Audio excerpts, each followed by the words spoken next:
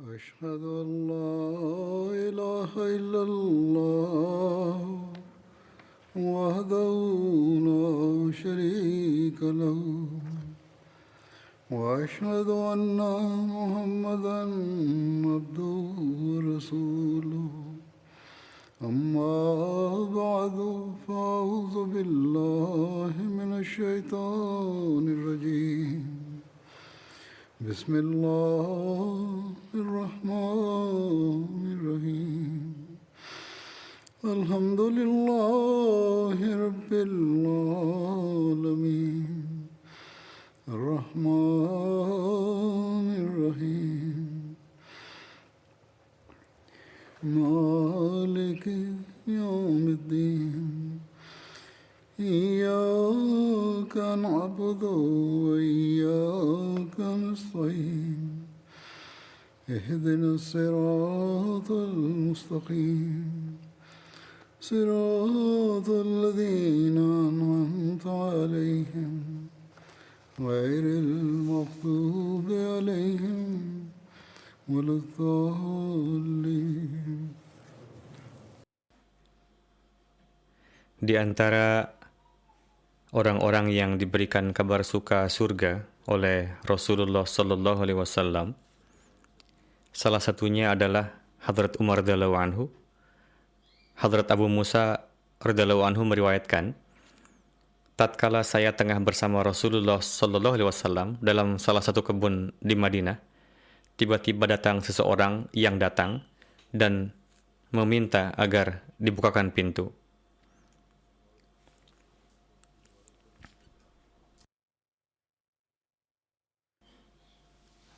Rasulullah bersabda, bukakanlah pintu dan sampaikan kabar gembira surga kepadanya. Lalu saya membukakan pintu, orang tersebut ternyata adalah Hadrat Abu Bakar. Aku pun menyampaikan kabar gembira sebagaimana yang disabdakan oleh Rasulullah SAW. Beliau radhiyallahu anhu mengucapkan Alhamdulillah. Tak lama kemudian datang lagi seseorang minta dibukakan pintu. Rasulullah SAW bersabda, bukakanlah pintu dan sampaikan kabar gembira kepadanya mengenai surga. Aku beranjak dan ternyata orang tersebut adalah Hadrat Umar. Aku pun menyampaikan kabar gembira sebagaimana yang disabdakan oleh Rasulullah. Hadrat Umar mengucapkan Alhamdulillah. Tak lama kemudian datang lagi seseorang minta dibukakan pintu. Rasulullah bersabda, bukakanlah pintu dan sampaikanlah kabar gembira tentang surga dengan musibah yang akan menimpa.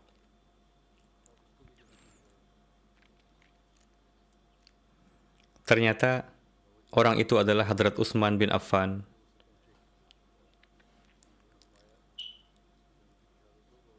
Aku menyampaikan kepadanya berita gembira sebagaimana yang disabdakan oleh Rasulullah SAW. Hadrat Utsman lalu berkata, Alhamdulillah, dan berkata, untuk terhindar dari musibah, hanya Allah lah yang dapat dimintai pertolongan.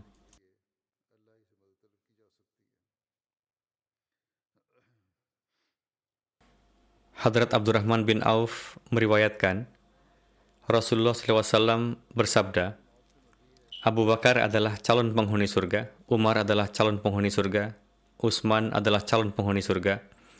Rasulullah bersabda berkenaan dengan 10 orang bahwa Ali adalah calon penghuni surga, Talha, Zubair, Abdurrahman bin Auf, Sa'ad bin Abi Waqqas, Sa'id bin Zaid, Abu Ubaidah bin Jarrah adalah calon penghuni surga.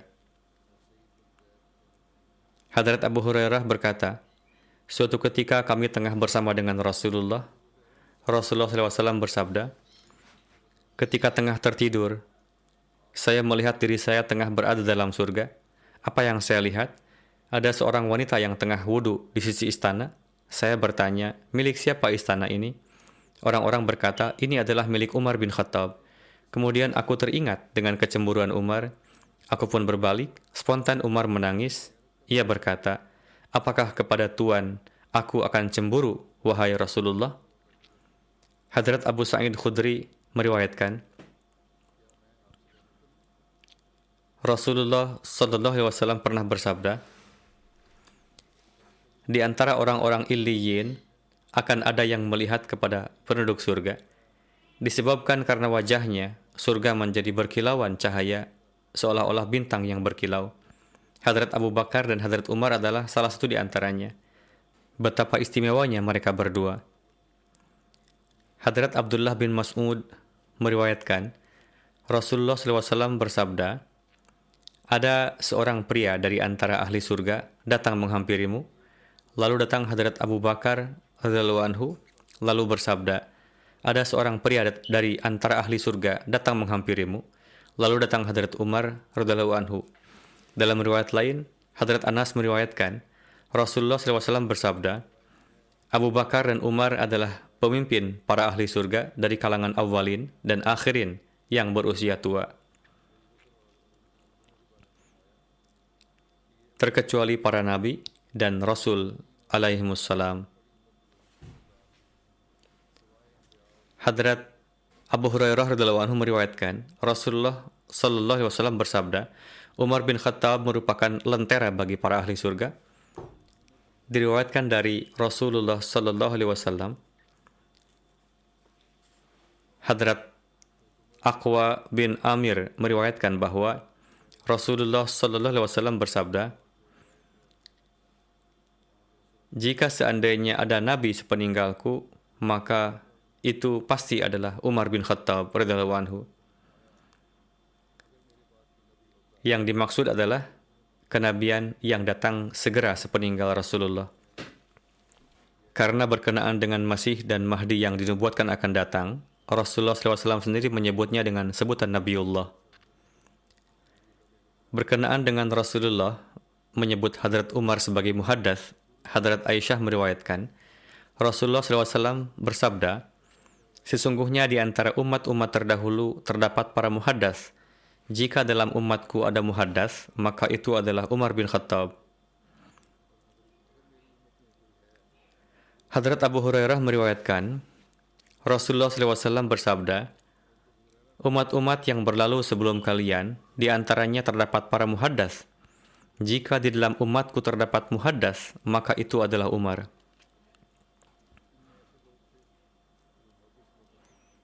Muhaddath adalah orang yang menerima banyak sekali ilham dan kasyaf. Selanjutnya bersabda, Bani Israel yang telah berlalu sebelum kalian, dari antara mereka terdapat orang yang kepadanya Allah biasa berbicara, padahal mereka bukan nabi. Jika di antara umatku ada yang demikian, maka itu adalah Umar. Hadrat Masih Maud alaihissalam bersabda, Allah Ta'ala sering menggunakan gaya bahasa metafora dan mengistilahkan nama seseorang kepada yang lain yang memiliki kesamaan dari sisi tabiat, sifat, dan kualitas. Orang yang memiliki kalbu serupa dengan kalbu Nabi Ibrahim, maka dalam pandangan Allah Ta'ala orang itu Ibrahim. Orang yang memiliki kalbu serupa dengan kalbu Umar Faruk, maka dalam pandangan Allah Ta'ala itu Umar Faruk. Tidakkah kalian membaca hadis yang berbunyi, jika dalam umat ini ada muhaddath yang kepadanya Allah bercakap-cakap, maka itu adalah Umar. Sekarang, apakah hadis ini bermakna bahwa muhaditsin telah berakhir pada Hadrat Umar? Tidak sama sekali. Melainkan maksudnya adalah orang yang memiliki kualitas ruhani seperti Hadrat Umar, maka ketika diperlukan, ia merupakan muhaddath. Beliau alaihissalam bersabda, sebagaimana saya yang lemah pun suatu kali mendapatkan ilham yang berbunyi, Fika madatun faruqiyah. Ilham selengkapnya adalah sebagai berikut, Anta muhaddatsullah fika madatun faruqiyah. yakni engkau adalah muhaddatsullah, di dalam dirimu terdapat sifat-sifat al-faruq.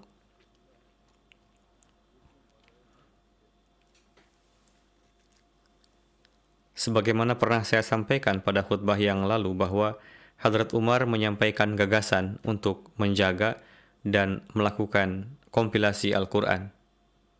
Saya akan sampaikan pada kesempatan ini. Pada masa kekhalifahan Hadrat Abu Bakar, 70 hafiz Al-Quran syahid pada perang Yamamah. Berkenaan dengan hal ini, Hadrat Zaid bin Sabit meriwayatkan, ketika orang-orang Yamamah disyahidkan, Hadrat Abu Bakar memanggil saya. Saat itu Hadrat Umar berada di dekat beliau. Hadrat Abu Bakar bersabda, Umar datang menemui saya dan melaporkan bahwa pada perang Yamamah, banyak sekali orang yang syahid. Untuk itu, saya khawatir jangan sampai dalam peperangan lain pun para qari atau ahli Quran terbunuh.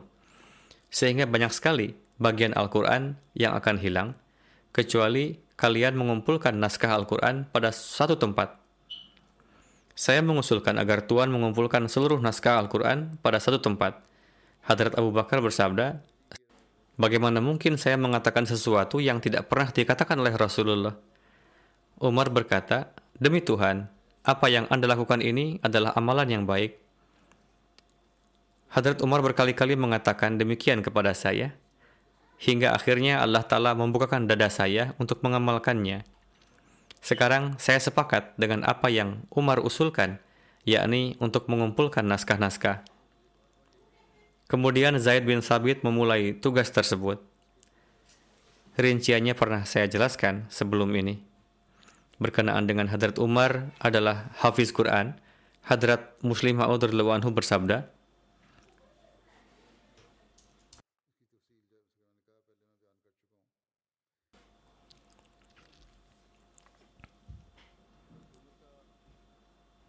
Abu Ubaidah berkata,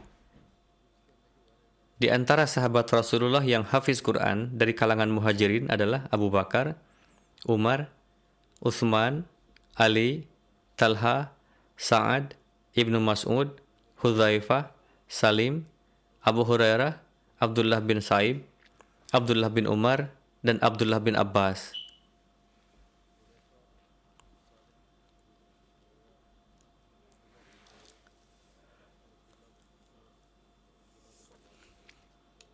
Dikatakan pula bahwa sebagian wahyu yang turun kepada Rasulullah memiliki keselarasan dengan gagasan Hadrat Umar, atau pendapat Hadrat Umar disepakati atau diafirmasi oleh Al-Quran dalam Sihah Sittah, dijelaskan perihal keselarasan tersebut.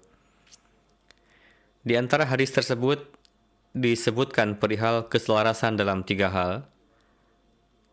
Untuk itu, jika riwayat-riwayat Sihah Sittah tersebut dicermati secara keseluruhan, jumlahnya menjadi 7. Dalam Sahih Bukhari, Hadrat Umar meriwayatkan, dalam 3 hal, gagasan saya bersesuaian dengan kehendak Allah Ta'ala.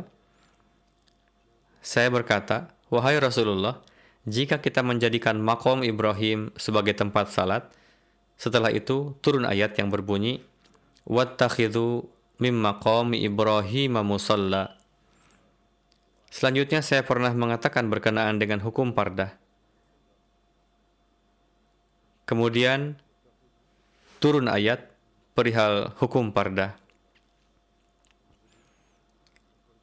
Saya katakan, wahai Rasulullah, mohon kiranya huzur memerintahkan para istri tuan untuk berpardah. Ada hal baik dan buruk yang menimpa beliau-beliau. Lalu turunlah ayat mengenai hukum pardah. Ketika istri-istri Nabi saling cemburu dan menjurus pada hal-hal yang tidak elok. Melihat hal itu, Hadrat Umar berkata, saya telah katakan kepada para istri Rasul yang salah satunya adalah putri Hadrat Umar sendiri. Beliau berkata, jika Rasulullah menceraikan kamu, saya berharap semoga Tuhan beliau memberikan ganti istri-istri yang lebih baik darimu untuk Rasulullah. Setelah itu turun ayat yang berbunyi, asa rabbuhu in tallaqakunna ayyubdilahu azwajan khairam minkunna. Artinya, jika Nabi menceraikan kamu, boleh jadi Tuhannya akan memberi ganti kepadanya dengan istri yang lebih baik daripada kamu. Dalam Sahih Bukhari terdapat satu riwayat, Hadrat Ibnu Umar meriwayatkan, Hadrat Umar bersabda, dalam 3 kesempatan gagasan saya selaras dengan wahyu Allah Ta'ala, mengenai maqam Ibrahim, mengenai pardah, dan mengenai tawanan Badar. Namun berkenaan dengan para tawanan Badar, riwayatnya tidak benar. Perihal ini Hadrat Muslim Ma'ud pun telah membahasnya secara mendalam. Begitupun Hadrat Mirza Bashir Ahmad telah menulisnya dengan disertai bukti-bukti. Para ulama salaf dan mufassirin pun telah membahasnya dan membuktikan bahwa riwayat yang berkenaan dengan pemberian hukuman kepada para tawanan Badar tidaklah benar. Rinciannya pernah saya sampaikan pada khutbah terdahulu. Dalam Sahih Muslim disebutkan keselarasan gagasan Hadrat Umar dengan wahyu Al-Quran berkenaan dengan tidak mensalatkan jenazah orang munafik. Hadrat Ibnu Umar meriwayatkan, ketika Abdullah bin Ubay bin Sulul meninggal, anaknya Abdullah bin Abdullah datang menghadap Rasulullah dan berkata, mohon kiranya huzur berkenan memberikan kain huzur agar saya dapat mengafani jenazah ayah saya dengan kain tersebut. Lalu Rasulullah memberikan kain beliau. Ia memohon lagi kepada Rasulullah, mohon huzur berkenan mensalatkan jenazahnya. Rasulullah beranjak untuk mensalatkan jenazahnya. Hadrat Umar tengah berdiri dan memegang kain Rasulullah dan memohon, wahai Rasulullah, Tuan akan mensalatkan jenazah orang ini, padahal Allah Ta'ala telah melarang Tuan untuk mensalatkan orang munafik. Rasulullah bersabda, Allah Ta'ala telah memberikan wewenang kepada saya dan bersabda, Istaghfir lahum wala tastaghfir lahum, yakni kamu memohonkan ampun bagi mereka atau tidak kamu mohonkan ampun bagi mereka adalah sama saja.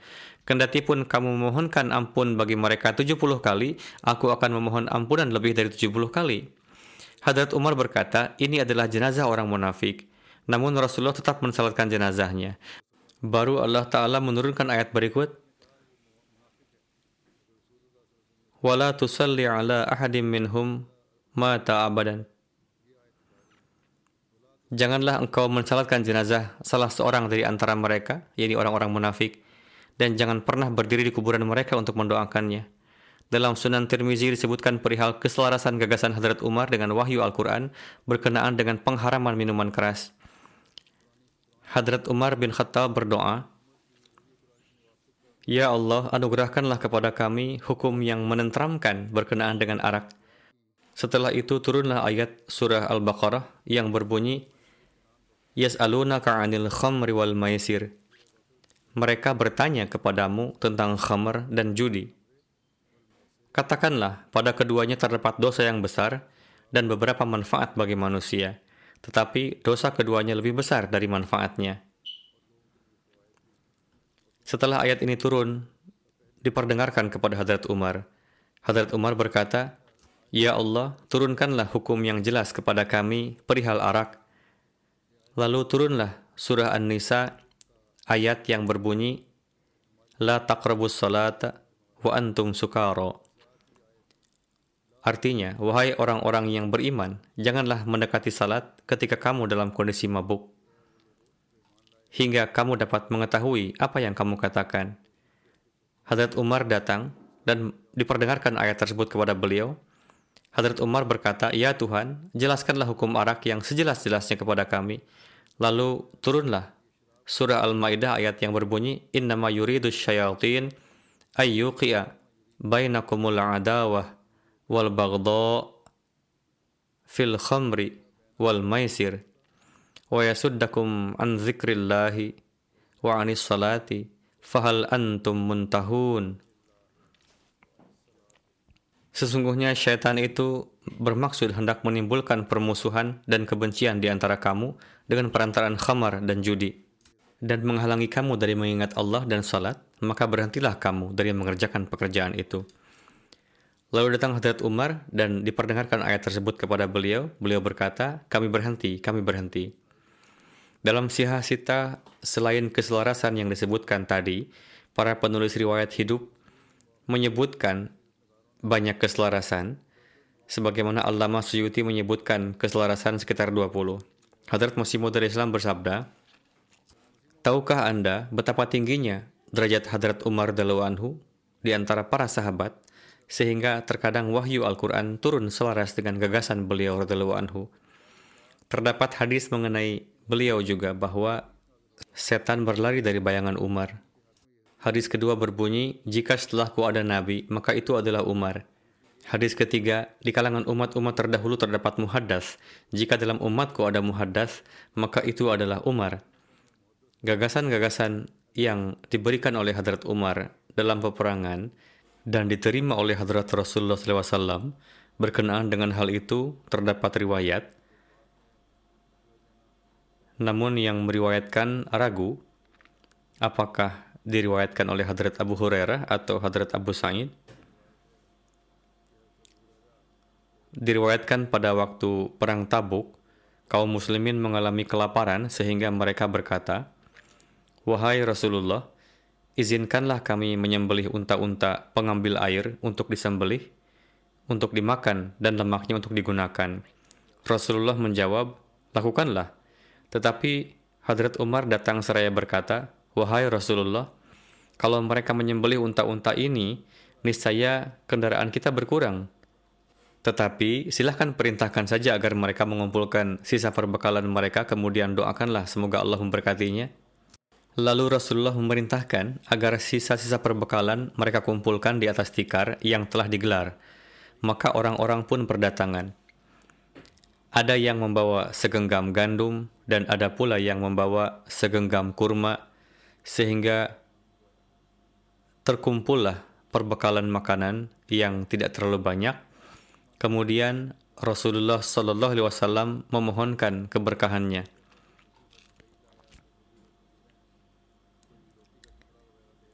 Setelah itu Rasulullah berkata kepada mereka, ambillah dan penuhilah wadah-wadah makanan kalian. Kemudian mereka pun memenuhi wadah-wadah makanan mereka sampai tidak ada tempat makanan yang kosong di perkemahan kecuali mereka telah memenuhinya. Mereka juga telah makan hingga kenyang, bahkan makanan itu masih tersisa. Kemudian Rasulullah bersabda, aku bersaksi, tidak ada Tuhan selain Allah, dan sesungguhnya aku adalah Rasul Allah. Seorang hamba yang menghadap Allah dengan dua kalimat tersebut tanpa ragu, pasti tidak akan dihalangi masuk surga. Riwayat Muslim. Dalam Bukhari terdapat riwayat berikut, Yazid bin Abu Ubaidah meriwayatkan dari Hadrat Salma bin Aqwa radhiyallahu anhu,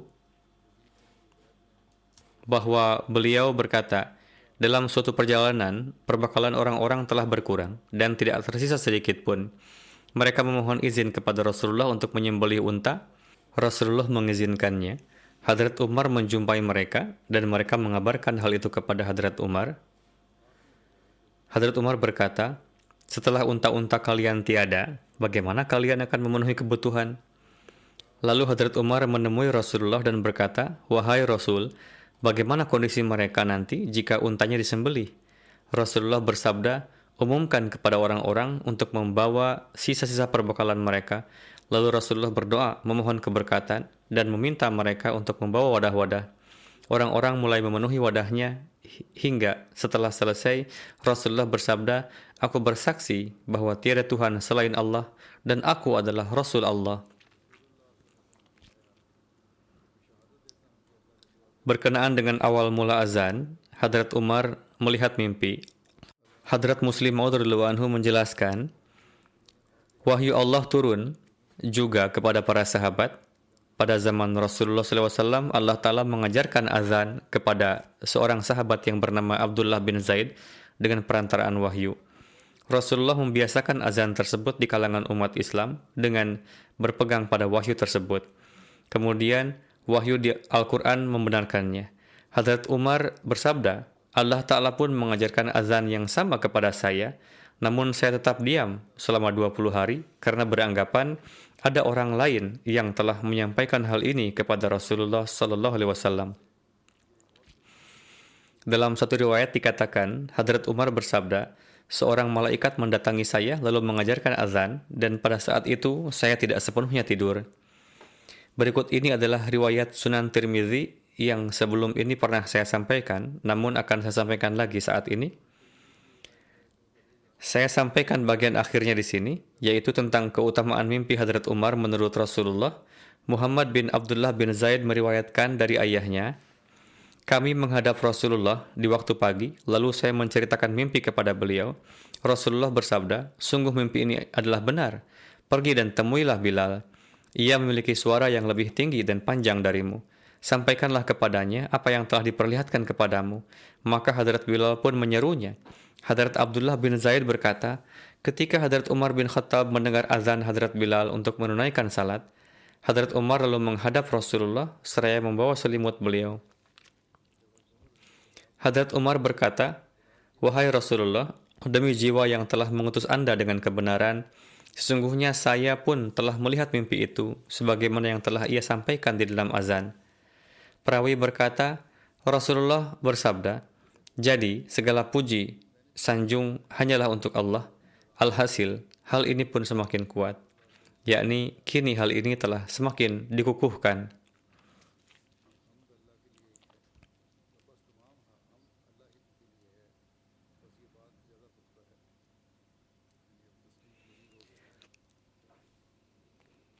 tentang bagaimana adab dan penghormatan Hadrat Umar terhadap Rasulullah SAW dan bagaimana makom Rasulullah di mata Hadrat Umar, terdapat hadis yang diriwayatkan oleh Hadrat Ibnu Umar radhiyallahu anhuma.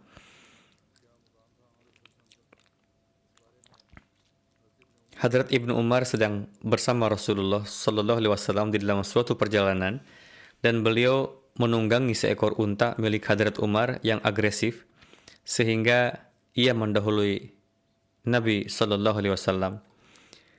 Ayahnya yaitu Hadrat Umar berkata kepada sang putra, "Wahai Abdullah, siapapun hendaknya tidak mendahului Rasulullah, yakni tunggangan engkau ini hendaknya tidak melampaui tunggangan Rasulullah." Nabi SAW bersabda kepada Hadrat Umar, "Juallah tunggangan saya ini." Hadrat Umar menjawab, "Ini kan milik Tuan." Rasulullah pun membelinya. Lalu bersabda, "Abdullah, unta ini sekarang milikmu. Pakailah sesuai keinginanmu." Nabi SAW pun memberinya sebagai hadiah. Hadrat Anas bin Malik menjelaskan, Rasulullah berkunjung ketika matahari telah condong. Beliau melaksanakan salat zuhur, lalu berdiri di atas mimbar dan menyampaikan perihal waktu yang dijanjikan. Beliau bersabda, akan ada peristiwa-peristiwa besar di masa itu. Lalu bersabda, siapa saja yang ingin bertanya, maka bertanyalah. Apa saja yang akan Anda tanyakan kepadaku, aku akan menjawabnya selama aku ada di tempat ini. Maka orang-orang pun menangis. Rasulullah berulang kali bersabda agar orang-orang bertanya kepada beliau. Lalu Hadrat Abdullah bin Hudzafah Sahmi berdiri dan berkata, "Siapakah ayah saya?" Rasulullah menjawab, "Hudzafah." Lalu Rasulullah berulang kali bersabda agar orang-orang bertanya.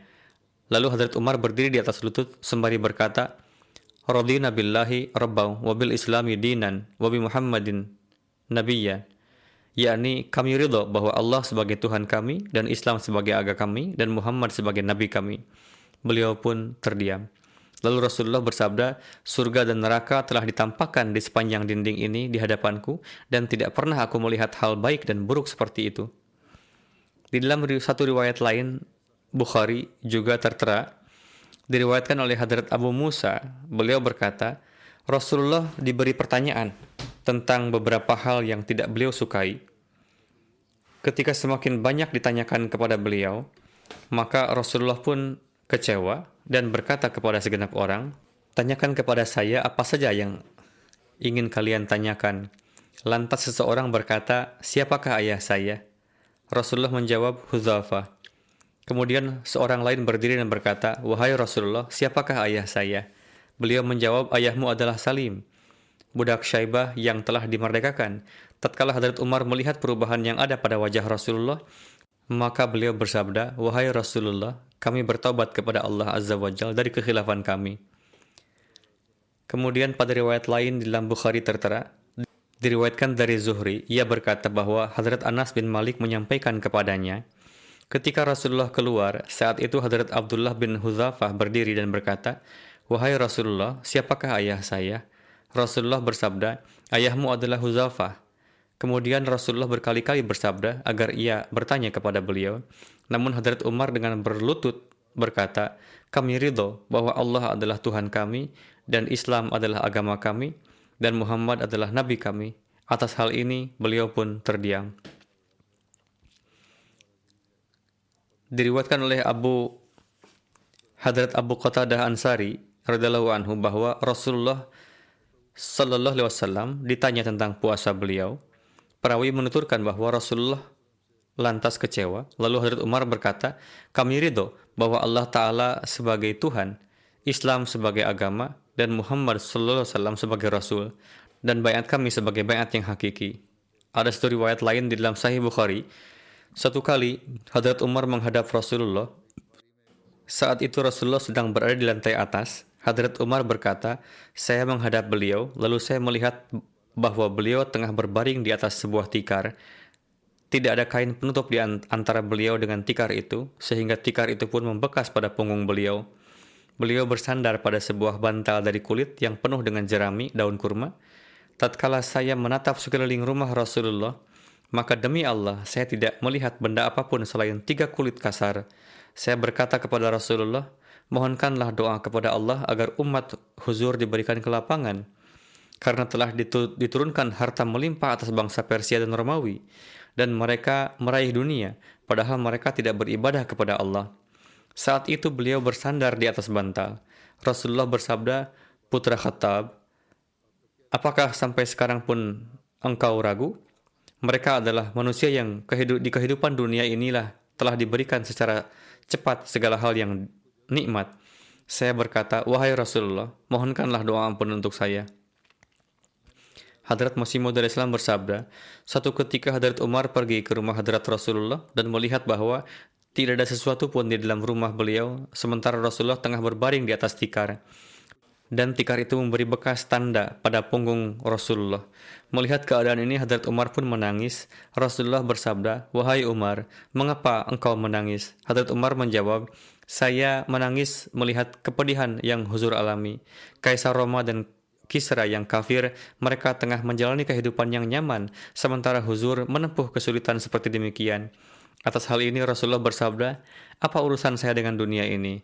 Permisalan saya adalah seperti pengembara yang menunggangi unta di tengah terik yang sangat panas, hingga ketika terik tengah hari telah teramat menyulitkannya, ia pun berteduh di bawah naungan sebuah pohon hanya untuk mengistirahatkan tunggangannya. Kemudian setelah berlalu beberapa menit, ia pun kembali melanjutkan perjalanannya.' Ada satu peristiwa yang di dalamnya Rasulullah meminta Hadrat Umar untuk berdoa. Hadrat Umar berkata, 'Saya memohon izin kepada Nabi Sallallahu Alaihi Wasallam untuk menjalankan umrah, maka Rasulullah pun memberikan izin kepada beliau dan bersabda, La tansana, ya ukhayya, min du'aika. Wahai saudaraku, janganlah lupakan kami di dalam doamu.' Hadrat Umar berkata, ini adalah satu ucapan yang apabila saya mendapat dunia dan seisinya pun, saya tidak akan sebahagia demikian. Di dalam satu riwayat lain tertera seperti berikut, Asyrikna ya ukhayya fi du'aika, yakni wahai saudaraku, sertakanlah kami di dalam doamu. Tentang sejauh mana hubungan kecintaan Hadrat Umar kepada Rasulullah dapat diketahui dari peristiwa berikut yang sebelumnya saya pun telah menyampaikannya dalam suatu khutbah. Terkait ini diriwayatkan oleh Hadrat Aisyah radhiyallahu anha, tatkala Rasulullah telah wafat, mendengar kabar ini Hadrat Umar pun berdiri dan berkata, demi Allah, Rasulullah SAW tidaklah wafat. Hadrat Aisyah menuturkan bahwa Hadrat Umar terus-menerus berkata, demi Allah, inilah yang terus tersirat di dalam hati saya. Dan beliau berkata, Allah pasti akan mengangkat beliau, yakni Tuhan pasti akan mengangkat Rasulullah SAW, hingga Hadrat Umar pun hendak menebas tangan dan kaki orang-orang. Alhasil, tatkala Hadrat Abu Bakar tiba, beliau membaca surah Ali Imran ayat 145 dan menyampaikan hakikat yang sebenarnya kepada Hadrat Umar hingga perkara pun terselesaikan. Terkait hal ini, Hadrat Muslim Ma'ud radhiyallahu anhu bersabda, melalui kewafatan Rasulullah SAW, ijma yang telah terjadi antara para sahabat pun adalah mengenai perkara ini, yaitu seluruh nabi telah wafat. Ijma ini pun terjadi karena pada saat kewafatan Rasulullah timbul anggapan pada Hadrat Umar bahwa hingga kini beliau Sallallahu Alaihi Wasallam masih hidup dan akan datang kembali. Saat itu Hadrat Umar sedemikian yakin akan anggapan tersebut hingga beliau bersedia menebas leher siapapun juga yang bertentangan dengan beliau. Namun tatkala Hadrat As-Siddiq datang dan beliau menyampaikan ayat tersebut di hadapan seluruh sahabat, yaitu wa ma Muhammadun illa rasul qad khalat min qablihir rusul. Lantas Hadrat Umar bersabda, kaki saya bergetar dan saya terjatuh karena kesedihan yang mendalam. Para sahabat berkata, kami seolah merasakan bahwa baru hari inilah ayat itu diturunkan. Dan di hari itu kami terus berkeliling di pasar dan keramaian seraya menilawatkan ayat ini. Alhasil, seandainya saat itu masih ada sosok Nabi yang hidup, maka kesimpulan berikut tidaklah benar, bahwa tatkala seluruh Nabi telah wafat, maka mengapa Rasulullah tidak wafat? Saat itu Hadrat Umar dapat mengatakan, mengapa Anda sekalian berdusta? Hadrat Isa Al-Masih masih duduk di langit, dan ia masih hidup.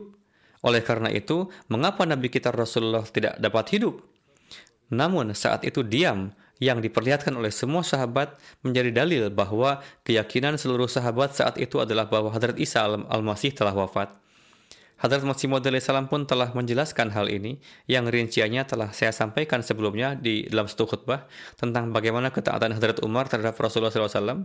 Hadrat Ibnu Umar menyampaikan, Hadrat Rasulullah menuju ke Hajar Aswad, lalu beliau menciumnya dan menangis hingga lama. Ketika Rasulullah menengok, beliau mendapati Hadrat Umar bin Khattab yang juga tengah menangis. Rasulullah bersabda, "Wahai Umar, ini adalah tempat di mana air mata dialirkan." Abbas meriwayatkan dari Hadrat Umar pergi menuju Hajar Aswad, lalu menciumnya dan berkata, "Saya sungguh mengetahui bahwa engkau hanyalah sebuah batu yang tidak akan merugikan dan memberi faedah. Seandainya saya tidak melihat Rasulullah menciummu, maka saya sama sekali tidak akan menciummu." Hadrat Muslim Maud bersabda, "Satu ketika Hadrat Umar sedang bertawaf, ketika beliau melewati Hajar Aswad, beliau menyentuhnya dengan tongkat. Seraya bersabda, saya mengetahui bahwa engkau hanyalah sebuah batu dan tidak ada serta tidak pernah ada kekuatan di dalam dirimu. Namun saya menciummu atas dasar perintah Tuhan." Inilah gejolak tauhid yang dimana Hadrat Umar telah berupaya untuk meninggikannya di dunia. Beliau adalah pecinta sejati tauhid Allah Ta'ala yang Maha Esa. Beliau tidak sanggup menerima jika ada wujud lain yang menjadi sekutu dari segenap kekuasaannya, yakni di dalam kekuasaan Allah Ta'ala. Tidak diragukan bahwa beliau telah menghormati Hajar Aswad, namun ini karena Allah Ta'ala telah berfirman untuk menghormatinya, dan bukan karena ada sesuatu yang khas di dalam Hajar Aswad tersebut. Hadrat Umar memahami bahwa jika Allah Ta'ala memerintahkan kepada kita untuk mencium sesuatu yang serendah-rendahnya sekalipun, maka kita pun harus siap untuk menciumnya, karena kita hanyalah hamba Allah Ta'ala dan bukan hamba suatu batu atau bangunan. Alhasil, Hadrat Umar menghormatinya dan beliau pun tidak mengesampingkan tauhid, dan inilah kedudukan dari seorang mukmin yang sejati.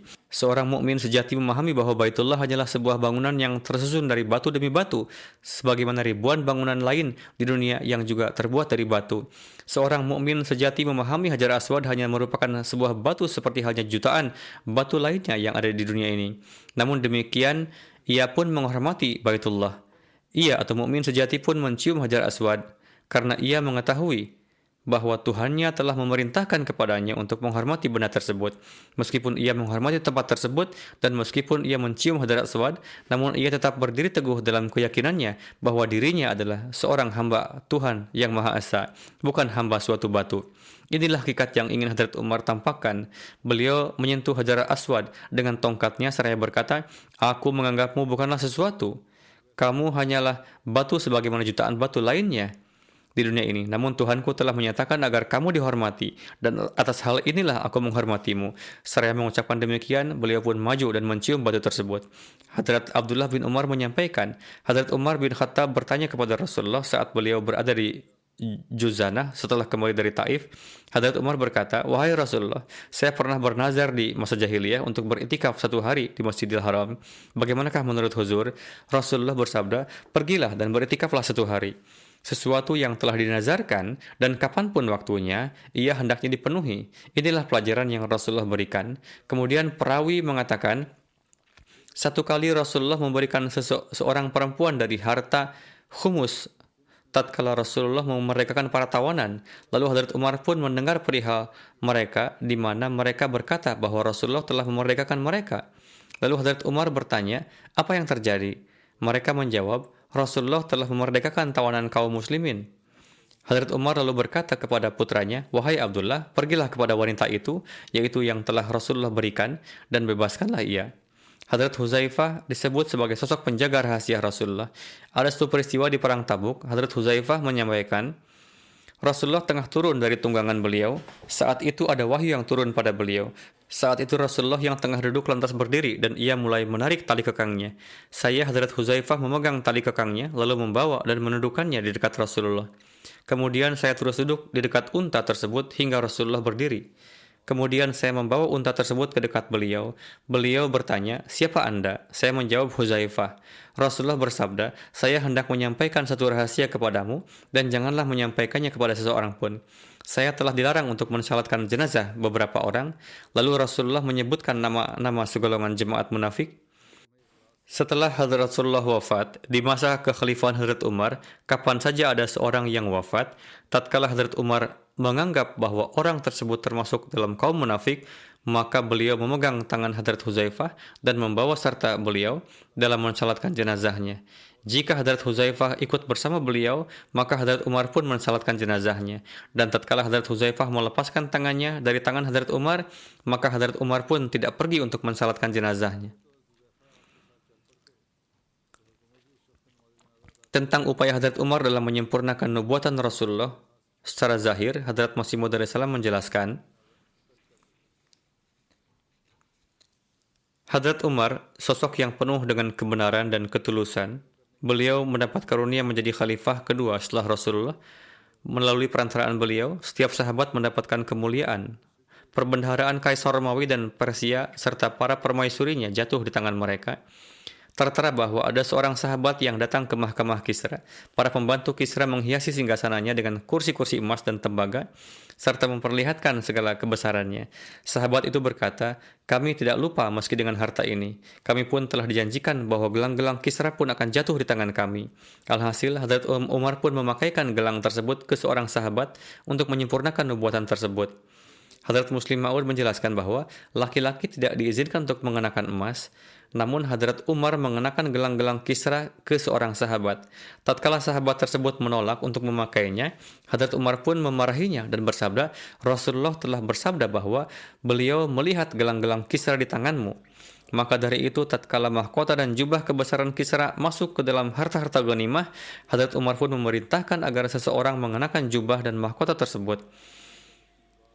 Kemudian ketika ia telah mengenakannya, Hadrat Umar pun menangis dan bersabda, baru beberapa hari sebelumnya Kisra mengenakan jubah dan mahkota ini dan memerintahkan negeri Iran dengan semena-mena. Namun kini ia melarikan diri di hutan belantara. Inilah kenyataan dunia. Mungkin yang dilakukan Hadrat Umar ini tidaklah benar pada orang-orang yang melihat dengan pandangan lahiriah, karena laki-laki tidaklah diizinkan untuk mengenakan kain sutra dan emas, namun demi memberi pemahaman dan nasihat akan sesuatu hal yang baik, saat itu untuk beberapa menit Hadrat Umar memakaikan emas dan jubah sutra pada seseorang. Jadi hal yang mendasar adalah takwa kepada Allah. Segenap perintah adalah demi menumbuhkan takwa terhadap Allah. Jika demi meraih takwa kepada Allah harus meninggalkan sesuatu yang secara zahir merupakan ibadah, maka amalan itulah yang akan menarik pahala Tuhan. Hadrat Abdullah bin Umar meriwayatkan bahwa Nabi SAW bersabda, saya telah diperlihatkan di dalam mimpi bahwa saat itu saya berdiri di sisi sumur dan saya sedang menimba air dengan tali yang ada di katrol. Seketika itu Abu Bakar datang dan beliau pun menimba 1 atau 2 ember di mana ia tampak lemah dalam menariknya. Namun Allah Ta'ala akan menutupi kelemahannya dan akan mengampuninya. Kemudian datanglah Hadrat Umar bin Khattab, lalu beliau mengganti ember tersebut dengan ember yang besar. Saya tidak pernah menyaksikan seseorang yang sedemikian luar biasa dalam bekerja sebagaimana yang telah Hadrat Umar lakukan. Beliau telah sedemikian banyak menimba air hingga semua orang pun tampak puas dan kembali ke tempatnya masing-masing. Hadrat Ibnu Umar berkata, saya mendengar dari Rasulullah bahwa beliau bersabda, satu kali saya tengah tertidur dan di waktu itu dibawakan ke hadapan saya 1 kendi berisi susu. Dan saya meminumnya sedemikian rupa hingga saya melihat kesegarannya tengah mengalir keluar dari jari-jari jemari saya. Kemudian saya memberikan sisa susu saya kepada Hadrat Umar bin Khattab. Sahabat bertanya, ya Rasulullah, apa tafsir dari mimpi ini? Hadrat Rasulullah bersabda, ilmu. Hadrat Zainul Abidin Waliullah Syah Sahib berkata dalam menjelaskan hadis ini, arti dari fadlul ilm di tempat ini bukanlah keutamaan ilmu, melainkan bagian yang tersisa dari ilmu. Berkenaan dengan keutamaan ilmu ditulis pada satu bab terpisah. Mimpi Hadrat Rasulullah dan tafsirnya serta peristiwa-peristiwa yang menggenapi mimpi ini adalah untuk membuktikan bahwa kemenangan dan kejayaan duniawi yang umat Islam meraih melalui perantaraan Hadrat Umar adalah satu bagian yang tersisa dari ilmu kenabian yang didapatkan Hadrat Umar dari Hadrat Rasulullah. Dalam Al-Quran dikarenakan Hadrat Rasulullah memiliki status komprehensif ini, Rasulullah disebut sebagai Majma'ul Bahrain, yakni yang menghimpun ilmu-ilmu kesejahteraan duniawi dan ukhrawi. Dengan memasukkan politik ke dalam bab al-ilm, Imam Bukhari mengisyaratkan bahwa Hadrat Rasulullah membawa kebenaran yang sempurna yang meliputi kebaikan-kebaikan di 2 tempat kediaman manusia. Sebagaimana Nabi Isa AS telah menubuatkan mengenai beliau SAW bahwa ketika ruh kebenaran itu datang, maka ia akan membawa kebenaran yang sempurna. Yohanes pasal 16 ayat 12. Dengan menelaah peristiwa-peristiwa dalam kehidupan Hadrat Umar, dapat diketahui hakikat dari susu yang tersisa yang beliau minum dari keberkatan Hadrat Rasulullah tersebut. Hadrat Muslim Maud bersabda, suatu kali Hadrat Umar menceritakan berkenaan dengan mimpi mendapatkan secangkir susu di hadapan Hadrat Rasulullah. Rasulullah bersabda, artinya adalah ilmu. Hadrat Abu Sa'id Khudri meriwayatkan bahwa saya mendengar dari Hadrat Rasulullah, beliau bersabda, aku sedang tertidur. Aku melihat orang-orang dihadapkan kepadaku dan mereka memakai baju-baju. Baju sebagian dari mereka sampai ke dada dan sebagian lagi sampai ke bawah. Dan Umar pun dihadapkan kepadaku. Beliau memakai baju yang beliau seret. Sahabat berkata, apa arti dari hal ini? Rasulullah bersabda, din, yakni agama. Pada suatu kesempatan Hadrat Rasulullah menjelaskan keistimewaan-keistimewaan beberapa orang sahabat. Mengenai Hadrat Umar, Rasulullah bersabda, di antara umatku yang paling tegas dalam agama adalah Hadrat Umar. Terdapat riwayat dari Hadrat Malik bin Mighwal bahwa Hadrat Umar bersabda, hendaklah kalian menghisab diri kalian sebelum kalian dihisab. Karena ini lebih mudah. Atau beliau bersabda, lebih mudah untuk penghisaban kalian. Dan hendaklah kalian menimbang diri kalian sebelum kalian ditimbang.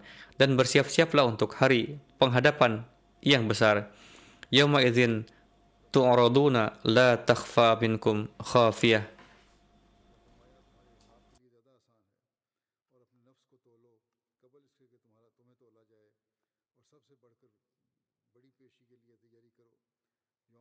Yakni pada hari ketika kalian dihadapkan, tidak sesuatu pun dari keadaan kalian yang tersembunyi.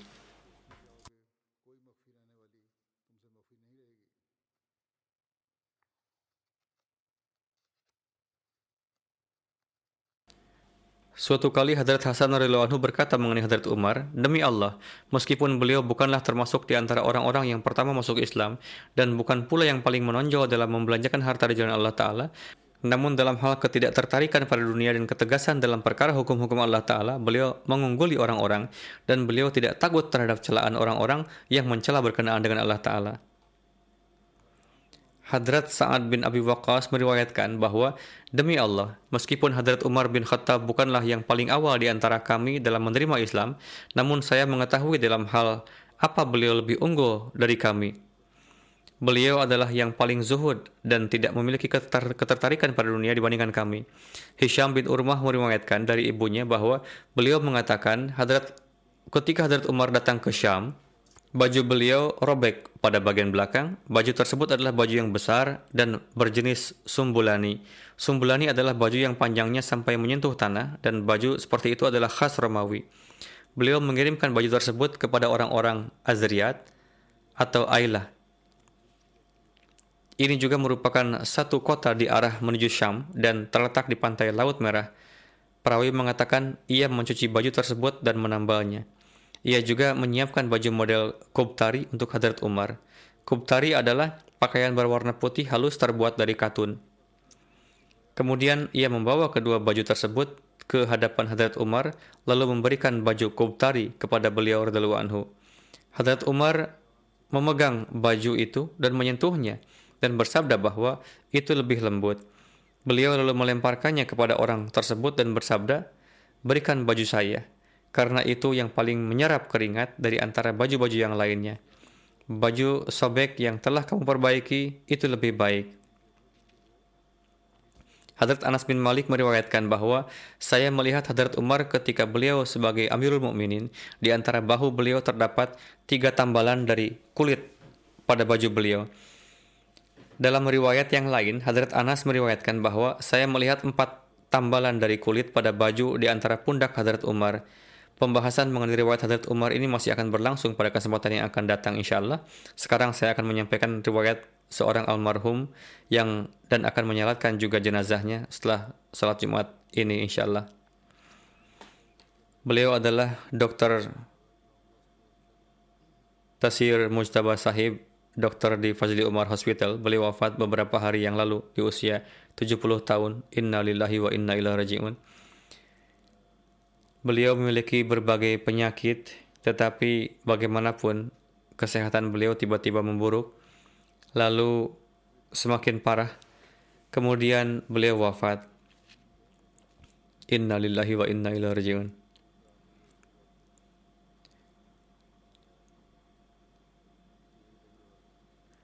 Ahmadiyah masuk ke dalam keluarga Dr. Sahib melalui sepupu ayahanda beliau, Sayyid Fakhrus Salam Sahib, sahabat Hadrat Masih Maud salam. Namun ayahanda Dr. Tasir Mujtaba Sahib baru baiat dan menjadi Ahmadi pada tahun 1938 semasa menempuh pendidikan.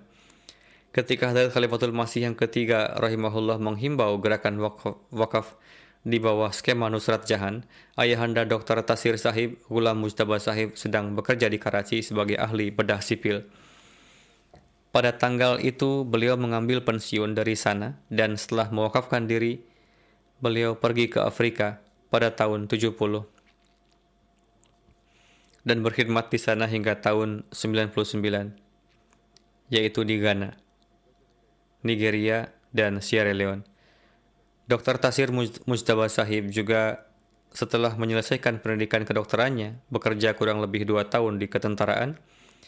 Kemudian beliau bekerja di rumah sakit umum di Karachi, kemudian bekerja di Jinnah Hospital, Karachi, dan pada tahun 82 beliau mewakafkan diri untuk 3 tahun. Lalu beliau dikirim ke Ghana. Di sana beliau berkhidmat di rumah sakit Techiman. Kemudian beliau mendapatkan taufik berkhidmat di rumah sakit Hausakore yang dimulai oleh ayah beliau sendiri. Beliau bekerja bersama ayahanda beliau selama 3 tahun dan mempelajari ilmu bedah dari ayahanda beliau. Ayah beliau seorang dokter bedah yang baik. Dr. Tasir Sahib berkhidmat di Ghana kurang lebih 23 tahun. Setelah itu, selama 17 tahun beliau berkhidmat di Fazli Umar Hospital, Rabwah. Dengan demikian, beliau mendapatkan taufik berkhidmat selama 40 tahun. Beliau menikah dengan Amatur Rauf, putri dari Sayyid Daud Muzaffar Shah Sahib, dan Sahib Zadi Amatul Hakim Sahibah, putri dari Hadrat Muslim Maud Anhu. Dr. Sahib mempunyai 1 putra dan 1 putri. Istri beliau, Amatur Rauf, menuturkan, ketika saya pergi menemui beliau di hari-hari sakitnya, beliau mengatakan, sampaikan salam saya kepada Huzur, yakni almarhum mengirimkan salam kepada saya, yakni Huzur. Istri beliau menuturkan, pada saat itu saya merasa seperti beliau mengucapkan salam perpisahan. Kemudian menulis, suatu kali di Ghana beliau sakit keras. Beliau melewati malam dengan penuh penderitaan dan kondisinya sangat mengkhawatirkan. Pada waktu subuh beliau mengatakan, ada seseorang mengucapkan salam, coba lihat ada siapa. Saya katakan bahwa pintu tertutup, tidak ada yang bisa masuk ke dalam. 1 jam kemudian beliau mengatakan kepada saya mendengar suara ucapan salam. Seseorang mengucapkan salam. Setelah itu dengan karunia Allah Ta'ala kondisi beliau mulai membaik dan sehat. Setelah itu beliau mengatakan, saya juga mendoakan beliau dan beliau mengatakan kepada saya bahwa beliau akan panjang umur. Istri beliau menuturkan, beliau seorang yang rendah hati, tanpa pamrih dan tidak pernah menyakiti orang lain, tidak pernah berghibat atau melaporkan keburukan orang lain. Bahkan jika ada seseorang yang melakukannya, maka beliau akan tetap diam.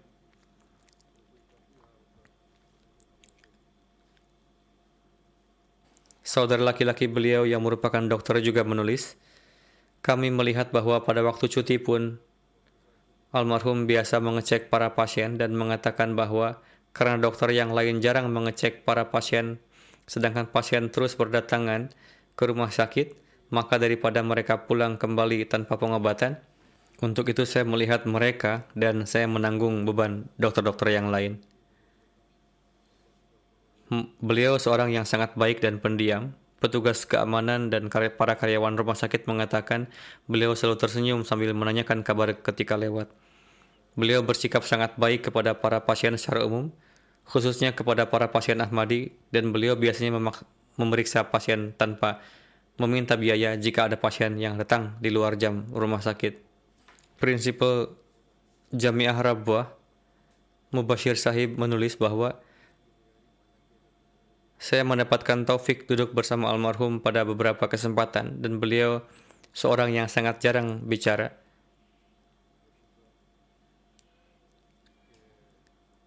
Beliau berbicara dengan lembut, penuh keceriaan, kecintaan dan kerendahan hati.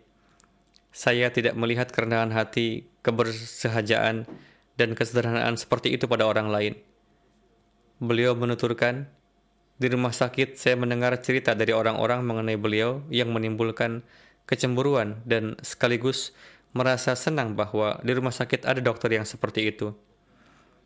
Beliau kemudian menuturkan, Dokter Sahib biasa memeriksa para pasien bahkan ketika jam rumah sakit telah habis. Dokter Sahib telah bangkit dan sedang berjalan keluar dari ruangannya, lalu seorang pasien datang. Maka beliau kembali membawa pasien tersebut ke ruangannya seolah tadi sedang menunggunya. Beliau sangat menyayangi orang-orang miskin. Athar Zubair Sahib, Chairman Humanity First Jerman menuturkan, ketika saya melakukan lawatan ke Afrika pada tahun 2004, Dr. Sahib juga menyertai saya di Ghana dan di beberapa tempat lainnya. Kami juga pergi ke Benin. Athar Zubair Sahib menuturkan, pandangan Dr. Sahib tertuju pada seorang wanita yang nampak sedang gelisah. Dr. Sahib berkata kepada saya, coba tanyakan kepada wanita itu mengapa ia gelisah. Lalu wanita itu mengatakan bahwa saya datang untuk berjumpa dengan khalifah, uang saya telah habis, saya tidak punya uang untuk ongkos pulang. Lalu Dr. Sahib mengatakan, beri dia 30.000 francs. Sifa. Saat itu, uang yang diberikan Dr. Sahib tersebut besarnya sama dengan 1 bulan gaji yang biasa didapatkan seseorang.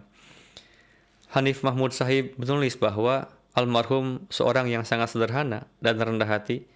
Beliau bersikap penuh kecintaan dan kasih sayang kepada para wakifin. Suatu kali istri Hanif Sahib sakit, maka beliau mengobatinya. Hanif Sahib mengatakan, kami datang untuk berkonsultasi, bukan untuk diperiksa. Beliau mengatakan, mana catatan medisnya? Kami mengatakan, kami tidak punya catatan medis. Maka beliau segera memanggil asistennya dan mengeluarkan 100 rupiah dari sakunya dan memberikannya kepadanya untuk biaya membuat catatan medis, dan meskipun kami bersikeras, beliau tidak mau menerima uang dari kami. Beliau menulis, almarhum dengan parasnya yang maksum adalah bagaikan malaikat yang berjalan dalam wujud manusia, dan beliau biasa datang ke Masjid Mubarak untuk salat. Beliau datang tanpa banyak bicara dan melaksanakan salat yang panjang. Dr. Muzaffar Chaudhry Sahib, ahli geologi yang tinggal di UK, beliau juga sering pergi ke sana untuk wakaf arzi, menuturkan, beliau seorang yang pendiam, sosok yang penuh kasih sayang dan rasa simpati.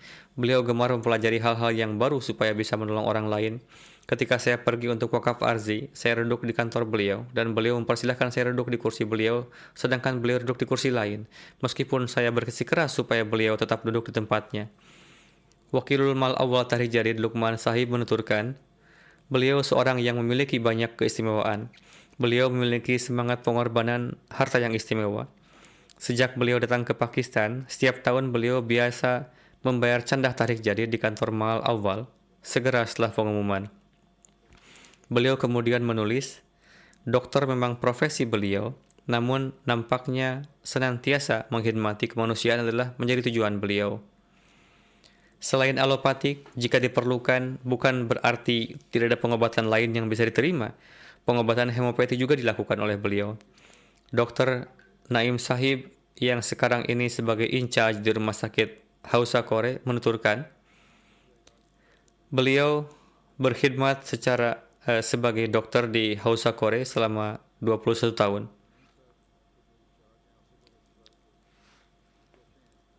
Hari ini, setelah mendengar kabar kewafatan beliau, banyak orang dari daerah tersebut yang mengenal Dr. Sahib datang. Mereka sangat bersedih dan secara khusus menyatakan turut berduka cita. Beliau menuturkan, Dr. Sahib sosok yang sangat sederhana, tidak banyak bicara, bekerja dengan senang hati, menyayangi orang miskin dan ramah terhadap tamu. Kemudian menulis, Dr. Sahib tidak diragukan lagi,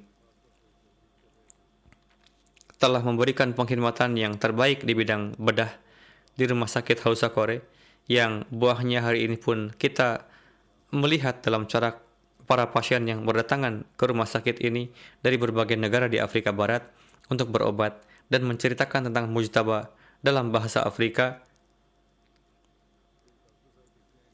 mereka yang sederhana. Tasir Mujtaba adalah nama beliau. Beliau dikenal dengan nama Dr. Mujtaba. Ayah beliau pun tinggal di sini untuk beberapa tahun. Kemudian nama yang sama berlanjut. Beliau membangun sebuah masjid yang indah di lingkungan rumah sakit. Singkatnya, Dr. Sahib adalah orang yang tulus dan pengkhidmat kemanusiaan, dan beliau menggunakan profesi beliau untuk tujuan ini. Saya juga melihat sendiri keistimewaan dalam diri ayahanda almarhum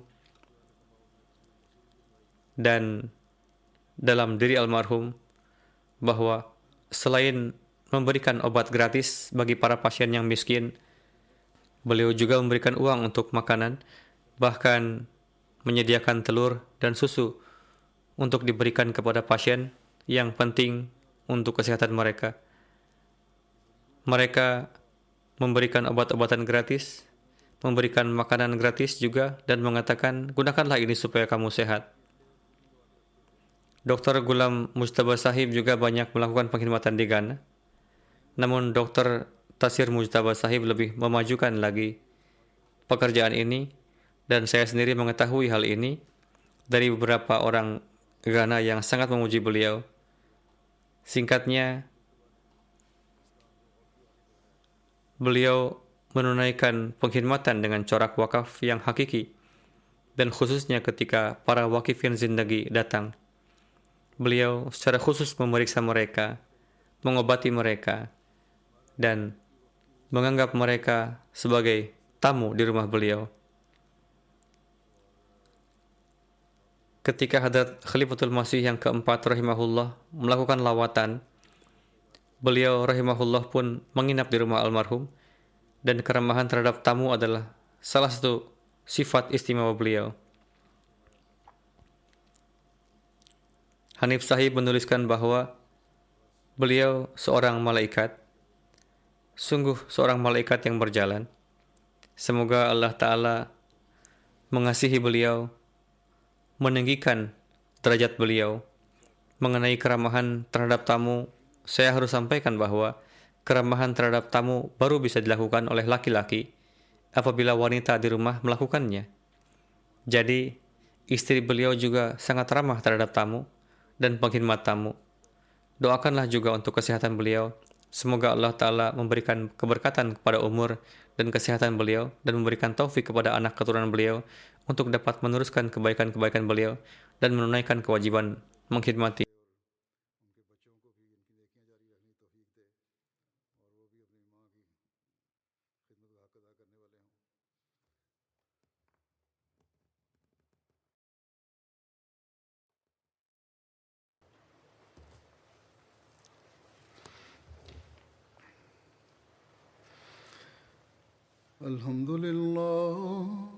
الحمد لله نحمده ونستعينه ونستغفره ونؤمن به ونتوكل عليه ونعوذ بالله من شرور أنفسنا ومن سيئات أعمالنا من يهده الله فلا مضل له ومن يضلل فلا هادي له ونشهد أن لا إله إلا الله ونشهد أن محمدا عبده ورسوله عباد الله رحمكم الله إن الله يأمر بالعدل والإحسان وإيتاء ذي القربى وينهى